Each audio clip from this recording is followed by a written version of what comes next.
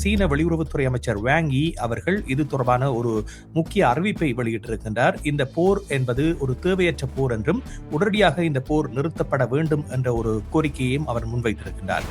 சீனாவிற்கு இந்த விடயத்தில் அக்கறைக்கான முதலாய காரணம் அவர்களுக்குரிய எரிபொருளின் பெரும்பகுதி இந்த பகுதியினூடாக செல்வதும், ஈரான் ஒரு பெரும்பான்மையான வழங்குனராக இருப்பதும், அவர்களுக்கு விதிக்கப்பட்டுள்ள இந்த ஒரு இடர் என்று சொல்லலாம். இதை எவ்வாறு கூறலாம் என்று சொன்னால், வெனிசுலாவில் இருந்து எண்ணெயை பெற்றுக் கொண்டிருந்த சீனா அல்லது ஈரானிலிருந்து எண்ணெயை பெற்றுக் கொண்டிருந்த சீனா, இந்த இரண்டு பக்கங்களிலும் இடைநிறுத்தப்படுகின்ற பொழுது மேலதிக எண்ணெய்களை பெறுவதற்கான அந்த வழிநிலைகள் எல்லாம் இப்பொழுது ஒரு போக்குவரத்திற்குரிய ஆபத்தான வழிநிலைகளாக மாறிய நிலையில், இவ்வாறான போரில் தன்னையும் இணைப்பதற்காக அமெரிக்கா முயல்கின்றது என்கின்ற உண்மை அதற்கு தெரிந்திருக்கின்றது. அதனை அது நிச்சயமாக தவிர்த்து வருகின்றது. அணு ஆயுத தலைகள் என்பன ரஷ்யாவிடம் அதிகமாக இருந்த பொழுதும், இந்த உக்ரைனிய போர் என்பது 4 ஆண்டுகளுக்கு மேலாக செல்வதால் ரஷ்ய ராணுவம் எல்லாம் முழு பாதுகாப்பு படையுமே பல கப்பல்களை இழந்திருக்கின்றது, பல ஜெனரல்களை, அதாவது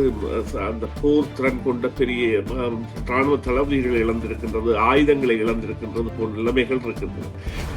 இஸ்ரேல் அமெரிக்காவை கையகப்படுத்தி எவ்வாறு போரை கொண்டு செல்கின்றது என்றால், இஸ்ரேலுக்கு முதலாய அக்கறை உள்ளவர்கள் யார் என்றால் யூதர்களும் கிறிஸ்தவர்களும் என்று. அவர்கள் கிறிஸ்தவர்களையும் இணைத்து பயணிக்கின்றார்கள். இரவி மற்றும் சியா முஸ்லீம் பிரிவுகளிடையே உள்ள மத பிளவு என்பது கூட சற்றே தளர்ந்து அவர்கள் இருவரும் இணைந்து செல்லுகின்ற நிலைமை வந்தால் அமெரிக்காவும் இஸ்ரேலும் சந்திக்க போகின்ற இழப்புகள் என்பன பாரியவை என்றால் அவர்கள் காலை வைத்து விட்டார்கள். இப்பொழுது அவர்களை பொறுத்தவரையில் வெற்றி இல்லை. போரை எவ்வாறு முடிவுக்கு கொண்டு வர வேண்டும் என்பதன் ஒரு நம்பிக்கையை அவர்கள் வைத்திருக்க வேண்டிய நிலைக்கு சென்று கொண்டிருக்கிறார்கள். பிரித்தானியா 2 கப்பல்களை வழங்குவதற்கு இறுதி நேரத்தில் எடுத்த முடிவை ட்ரம்ப் ஒரு நகைச்சுவையாக கூறியிருந்தார். போர் முடிந்துவிட்டது, இனி உங்களுடைய உதவியை நீங்கள் செய்து என்ன பலன் என்ற ஒரு கேள்வியை அவர் கேட்டு ஒரு நகைச்சுவையாக அதற்கு பதிலை வழங்கியிருந்தார்.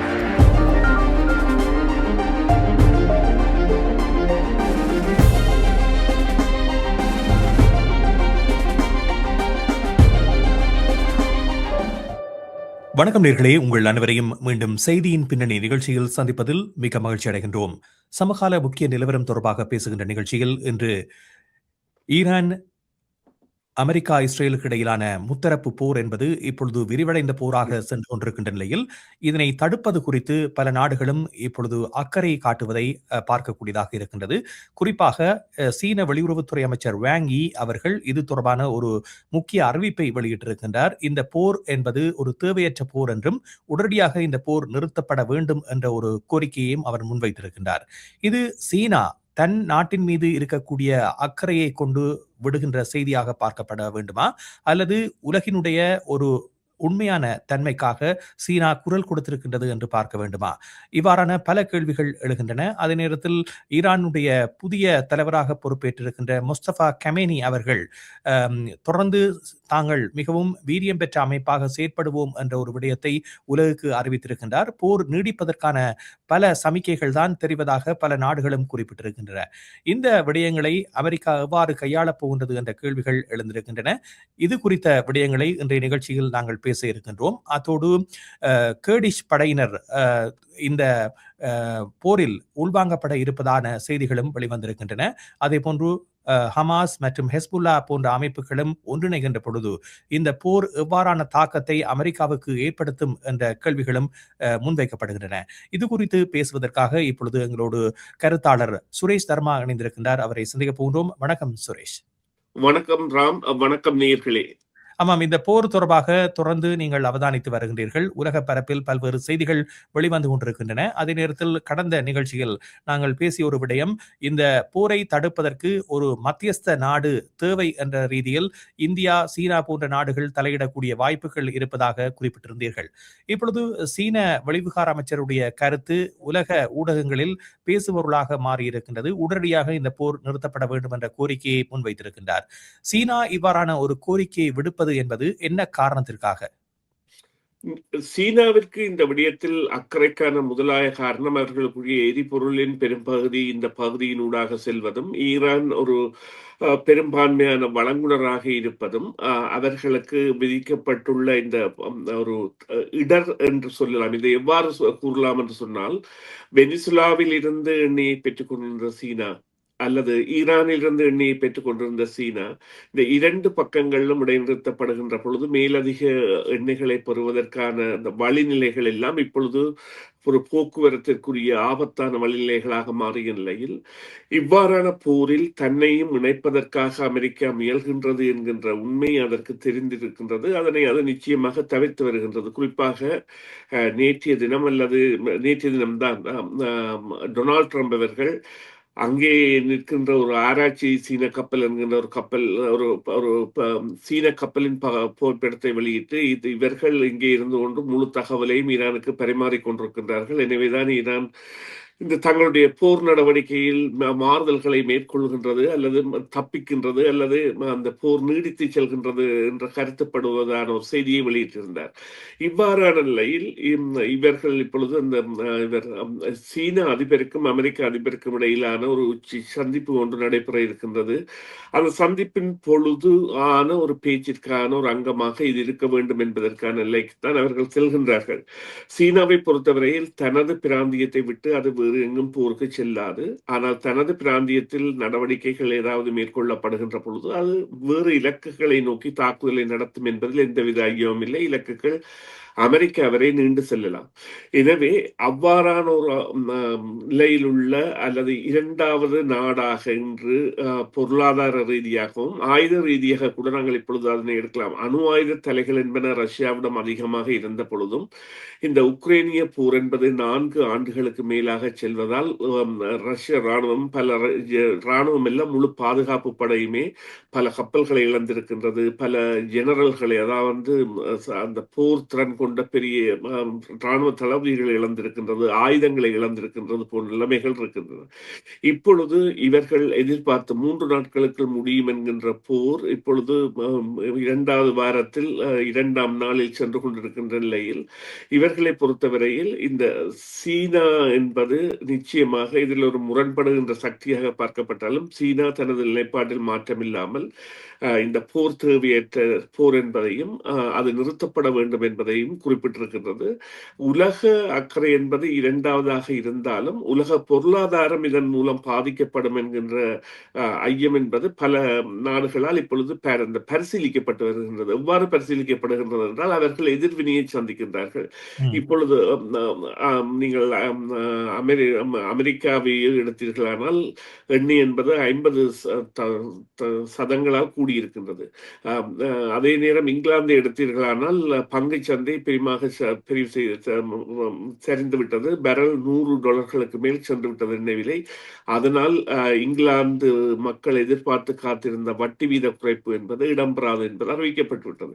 இவ்வாறாக சகல நாடுகளுமே, அதே போல கனடாவில் கூட நாங்களும் பல இடர்களை சந்திக்கின்றோம். குறிப்பாக எண்ணெயின் விலை என்பது 30 சதங்களால் அது அதிகரிக்கப்பட்டுள்ளது. இவ்வாறான நிலைமையில் தான் இந்த சீனாவின் அறிக்கையை அல்லது அவர்களுடைய இந்த ஆணித்தரமான ஒரு அறிவிப்பு என்பது நிச்சயமாக இந்த போர் தேவையற்றது என்பதை காட்டி நிற்கிறது. போர் உண்மையிலேயே இப்பொழுது அமெரிக்காவை இல்லாத திசை நோக்கி பயணிக்க வைக்கின்றது என்பதில் யாருக்குமே ஐயமில்லை. அவர்கள் அதனைத்தான் குறிப்பிடுகின்றார்கள். ஆமாம். அமெரிக்காவிடம் இது தொடர்பாக கேட்ட பொழுது, இந்த போர் என்பது எதற்காக என்ற கேள்விக்கான சரியான விளக்கத்தை அமெரிக்க அரசு தரப்பினரும் வழங்கவில்லை, டொனால்ட் ட்ரம்ப் அவர்களும் வழங்கவில்லை. இந்த நிலையில் முன்னுக்கு பின்முரணான கருத்துக்கள் தான் வெளியாகிக் கொண்டிருக்கின்றன. இதே நேரத்தில் சீனா இவ்வாறான ஒரு கோரிக்கையை முன்வைக்கின்ற பொழுது, அதனை மறுதளிக்கும் பட்சத்தில் ஏற்படக்கூடிய விளைவுகள் எப்படி இருக்கும் என்று நீங்கள் பார்க்கிறீர்கள்?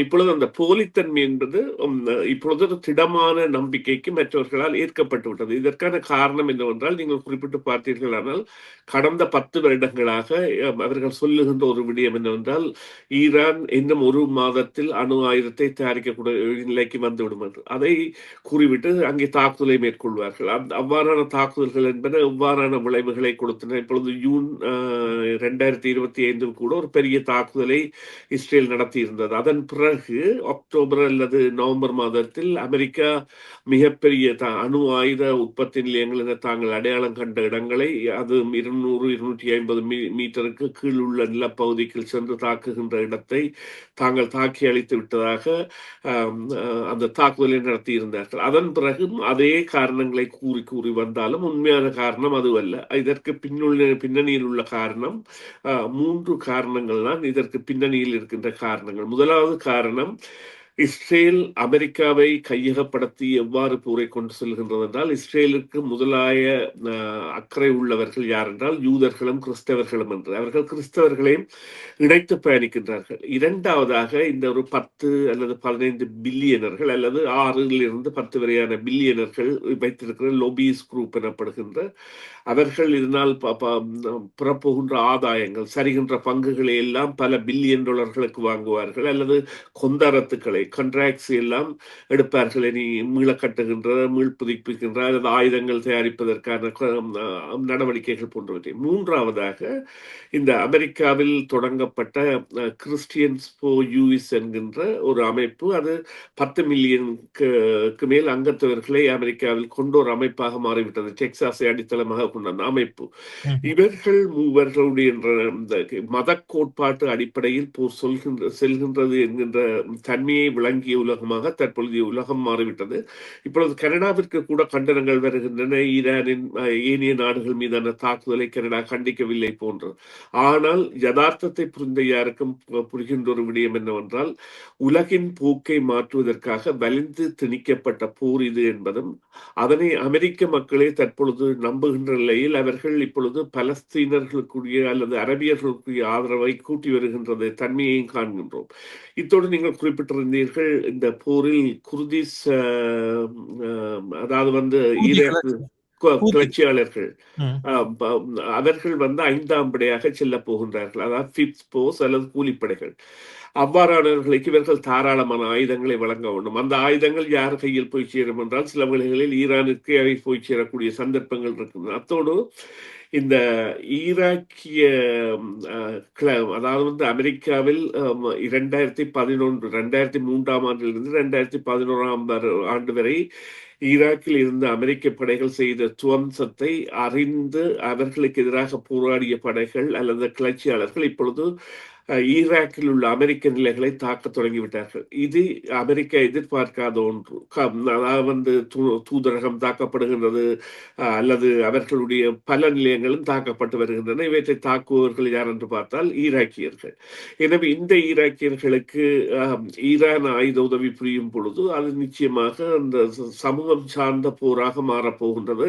இவர்களிடையே உள்ள மத அதாவது சுனி மற்றும் சியா முஸ்லீம் பிரிவுகளிடையே உள்ள மத பிளவு என்பது கூட சற்றே தளர்ந்து அவர்கள் இருவரும் இணைந்து செல்லுகின்ற நிலைமை வந்தால் அமெரிக்காவும் இஸ்ரேலும் சந்திக்க போகின்ற இழப்புகள் என்பன பாரியவை. ஏனென்றால் அவர்கள் காலை வைத்து விட்டார்கள். இப்பொழுது அவர்களை பொறுத்தவரையில் வெற்றி இல்லை. போரை எவ்வாறு முடிப்பது என்கின்ற போரை எவ்வாறு முடிவுக்கு கொண்டு வர வேண்டும் என்பதன் ஒரு நம்பிக்கையை அவர்கள் வைத்திருக்க வேண்டிய நிலைக்கு சென்று கொண்டிருக்கின்றார்கள். இன்னொரு காரணம், இந்த ஈரான், நீங்கள் குறிப்பிட்டீர்கள் இந்த ஈரானின் தலைவரை தெரிவு செய்த விடையார்.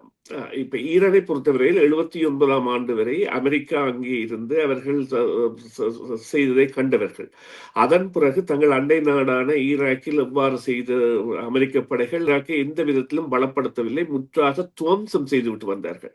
எனவே அதையெல்லாம் அறிந்தவர்கள். எனவே அவர்கள் போராட துணிந்த மக்களாக ஈராக்கியர்களில் பலர் மாறுவார்கள் என்பதில் மாற்று கருத்தில்லை. அதுதான் உண்மையான நிலைமை. சரி, இப்பொழுது ஓஸ்லோவில் அமெரிக்க தூதரகம் தாக்கப்பட்டிருக்கின்றது. அதே போன்று இவ்வாறு ஹூத்தி கிளர்ச்சி குழு தங்களுடைய ஆதரவை வெளியிட்டு இந்த போராட்டத்தில் இணைவதற்கான கோரிக்கையாக இந்த கோரிக்கையை முன்வைத்திருக்கின்றார்கள். இதனை ஈரான் ஏற்றுக்கொள்ளக்கூடிய நிலை தற்போதைய சூழலில் இருக்கிறதா? இல்லை, நான் முதலில் குறிப்பிட்டது கேர்டிஸ் கிளர்ச்சியாளர்கள். இப்பொழுது குர்திஸ் அவர்கள் ஏற்கனவே நிச்சயமாக அவ்வாறான ஒரு நிலைக்கு செல்லக்கூடிய தன்மை ஏற்படும். எவ்வாறு சொன்னால், இந்த அமெரிக்க படைகள் ஈரானுக்குள் தங்களுடைய 5ஆம் படை மற்றும் தாங்களாக சென்று இப்பொழுது ஈரான் கூறியிருக்கின்றது, தாங்கள் பல அமெரிக்க வீரர்களை கைப்பற்றி வைத்திருக்கின்றோம். அவர்கள் எங்கே கைது செய்தார்கள் என்பது தெரியாது. அது குறித்த இலக்கங்களும் கூறவில்லை. ஆனால் இவ்வாறு செல்வார்களாக இருந்தால் ஈரானின் தன்மை என்பதை மக்கள் முதல்ல அறிய வேண்டும். மலைகள் சார்ந்த ஒரு இந்த மத்திய கிழக்கு பிரதேசத்திலே மலைகளை கொண்ட ஒரு நாடு என்றால் அது ஈரான். ஈரானின் 60% நிலப்பரப்பு பெரும் மலைகளால் சூழப்பட்டவை அல்லது பெரும் மலைகளை வைத்து அடையாளப்படுத்தப்பட்டவை. இந்த மலை பள்ளத்தாக்குகளில் தான் மக்கள் வதிவார்கள். வீதிகள் கூட சிரமமான பாதை போக்குவரத்தை கொண்டவை. அங்கே அமெரிக்கா செல்ல வேண்டுமானால் அவர்கள் நிச்சயமாக துருப்புக்களை விமானங்கள் மூலம் பாராசூட்டுகள் மூலம் இறக்குவது அல்லது அவ்வாறான நிலைக்குத்தான் செல்ல வேண்டும். அத்துடன் தரையிறங்கி செய்வது என்பது, தரையிறங்கி நடந்து செல்வது என்பதெல்லாம் பல இடங்களில் சிரமமானவை. அவ்வாறு இறக்கப்படுபவர்களை எவ்வாறு மீட்பார்கள் என்கின்ற ஒரு கருத்தியல் கூட இங்கே இருக்கின்றது. எனவே இந்த இவ்வாறான நிலைகள் என்பன நிச்சயமாக இப்பொழுது இந்த போர் பறந்து செல்லக்கூடிய நிலைக்கு செல்லும் என்பதை அடையாளப்படுத்துவதாக இருந்தாலும், இந்த போரை முடிவுக்கு கொண்டு வர வேண்டும் என்கின்ற தரப்புகளில் நிச்சயமாக நாங்கள் எதிர்பார்க்கின்ற வகையில் இப்பொழுது இவ்வாறும் கூறலாம். ரஷ்யா இந்த போர் தொடர்பான மிகவும் ஒரு இறுக்கமான காட்டமான அறிக்கையை வெளியிட்டிருக்கின்றது. எனவே ரஷ்யா கூட இப்பொழுது நீங்கள் போய் கேட்க இல்லாத ஏன் உக்ரைனில் நீ போய் தாக்குதலை செய்தாய் என்று இவர்களுடைய சமாதான பேச்சு என்பது இப்பொழுது ஒரு சகதிக்குள் சிக்கி போய் நிற்கின்றது. அந்த ரஷ்யா இப்பொழுது இவர்களுக்கு அதாவது ஒரு சமாதானம் பேசுவதற்காக வரலாம் என்றால் ரஷ்யாவிற்கும் ஈரானுக்கும் இடையில் நட்புறவு இருக்கின்றது. இப்பொழுது அமெரிக்கா கூட உக்ரைனை நம்பித்தான் தன்னுடைய ஆளில்லா விமானங்களை எதிர்பார்த்து நிற்கின்றது என்கின்ற உண்மை கூட பலருக்கும் தெரியாது. உக்ரைன் தான் அமெரிக்காவிற்கான ஆளில்லா விமானங்களை அந்த பகுதிக்கு போர் பகுதிக்கு அனுப்ப வேண்டிய எல்லைக்கு சென்று விட்டது என்றால் அமெரிக்கா 3 நாளில் எதிர்பார்த்த போர் இப்பொழுது தொடர்ந்து கொண்டே இருக்கின்றது. இன்றைய நிகழ்ச்சியின் நிறைவு கேள்வியாக கனடா ஏன் அமெரிக்காவுக்கு உதவவில்லை என்ற ஒரு கேள்வி பிரதமர் மாகாணி அவர்களிடம் முன்வைக்கப்பட்டது. அதே போன்று பிரித்தானியா 2 கப்பல்களை வழங்குவதற்கு இறுதி நேரத்தில் எடுத்த முடிவை ட்ரம்ப் ஒரு நகைச்சுவையாக கூறியிருந்தார். போர் முடிந்துவிட்டது, இனி உங்களுடைய உதவியை நீங்கள் செய்து என்ன பலன் என்ற ஒரு கேள்வியை அவர் கேட்டு ஒரு நகைச்சுவையாக அதற்கு பதிலை வழங்கியிருந்தார். இந்த சூழலில் நாடுகள் அமெரிக்காவுக்கு உதவுவதற்கு பின் நிற்கின்றனவா? நிச்சயமாக இது அதாவது மேற்குலகால் விரும்பி ஏற்கப்பட்ட போர் அல்ல, இது மேற்குலகின் மீது திணிக்கப்பட்ட போர். குறிப்பாக இந்த இங்கிலாந்து ஏன் கப்பலை அனுப்புகின்றது என்றால் அமெரிக்காவுக்கு ஆதரவாக அல்ல. சைப்ரஸை நோக்கி ஈரானிய ஏவுகணைகள் ஏவப்பட்டதால் நிச்சயமாக அதை ஈரான் வலிந்து அமெரிக்காவை விட இங்கிலாந்துக்கு கொடுத்த ஒரு தலையீடு. அதே போன்று இப்பொழுது இந்த பிரெஞ்சு கூட தனது படைகளின் பாதுகாப்புக்காக அல்லது தனது நலன்களின் பாதுகாப்புக்காக விமானங்கள் சிலவற்றை அனுப்பியிருந்தது. மற்ற நாடுகள் இது பற்றி மௌனமாக இருக்கின்றன. குறிப்பாக இதில் இந்த ஸ்பெயின் மிகவும் ஒரு இறுக்கமாக நிற்கின்றது. தனது பிராந்தியத்தையோ அல்லது தனது விமான தளங்களையோ அமெரிக்கா பயன்படுத்தக்கூடாது என்று. அமெரிக்கா விமான தளங்களை பயன்படுத்த கேட்பதன் மூலம் அந்த நாடுகளின் ஆதரவை பெறுவதற்கான நடவடிக்கை எடுக்கின்றது. ஆனால் அவ்வாறான நிலைமையில் கனடா அல்ல. கனடா இப்பொழுது போரை விரும்புகின்ற நாடாகவும் அல்ல, அல்லது இந்த போர் அவர்களுக்கு பிடித்த போரும் அல்ல, அவர்களுக்கு அறிவித்து போட்டு தொடங்கிய போரும் அல்ல. எனவே ஒருவர் ஒரு போரை உங்களுக்கு அறிவிக்காமல் தொடங்கிவிட்டு உங்களிடம் எதிர்பார்ப்பை கேட்பது என்பது நிச்சயமாக ஒரு ஆரோக்கியமான ராஜதந்திர நடைமுறை அல்ல. எனவே கனடா செய்வதும் சரி, மேற்குலக செய்வதும் சரி, அமெரிக்கா நிச்சயமாக ஒரு பாடம் படிக்க வேண்டிய நிலையில் இருக்கின்றது. ஆனால் அதன் பிரதி எங்கே செல்ல போகின்றது என்றால் அனைத்து மக்களும் பொருளாதார கஷ்டத்தில் தள்ளப்பட போகின்றார்கள். அது கனடாவிற்கு கூட மிகவும் பொருந்தும்.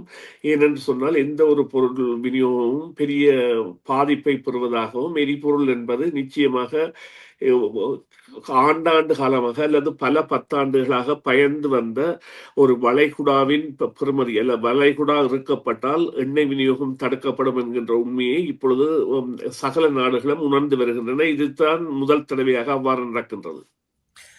பொறுத்திருந்து பார்ப்போம் என்ன விளைவுகள் தொடர்ந்து வருகின்ற காலத்தில் நிகழப்போகின்றன என்பதை. நன்றி, நிகழ்ச்சியில் கலந்து கொண்டமைக்கு மீண்டும் சந்திப்போம். நன்றி ராம், நன்றி நேயர்களே, மீண்டும் ஒரு பொழுதில் சந்திப்போம். சிஎம்ஆர் யூடியூப் சேனலில் இணைந்திருக்கும் நேர்கள் அனைவருக்கும் எமது நன்றி. காமெண்ட்ஸ் பகுதியில் உங்கள் கருத்துக்களை தெரிவிக்க தவறாதீர்கள். முக்கிய செய்திகள், காணொளி தொகுப்புகள், நேர்காணல் என பலதரப்பட்ட அம்சங்களையும் உங்களுக்காக தருகின்றது சிஎம்ஆர் யூடியூப் சேனல். சிஎம்ஆர் என்று சர்ச் செய்து எமது யூடியூப் சேனலை சப்ஸ்கிரைப் பண்ணுங்கள். உங்கள் உற்றார் உறவினர் நண்பர்களோடும் இந்த காணொளி தொகுப்புகளை பகிர்ந்து கொள்ளுங்கள். அருகில் இருக்கின்ற முக்கிய காணொளி தொகுப்புகளையும் தவறவிடாமல் பாருங்கள்.